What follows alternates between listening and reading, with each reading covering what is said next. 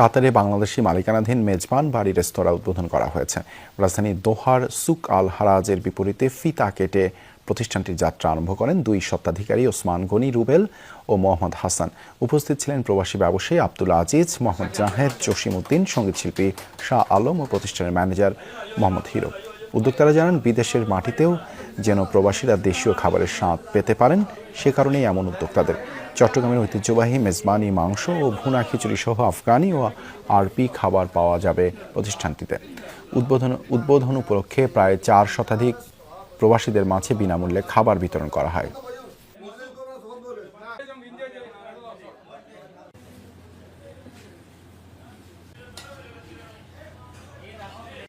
আমার আগে আরও একটা ব্রাঞ্চ আছে আজিজিয়ার মধ্যে, দেশি ডাইনিং, এবং এটা আমার দ্বিতীয় ব্রাঞ্চ রেস্টুরেন্ট ব্যবসার মধ্যে। প্রতি বৃহস্পতিবার সবাই আসবেন, একবার মেজবান বাড়িতে এসে ঘুরে যাবেন।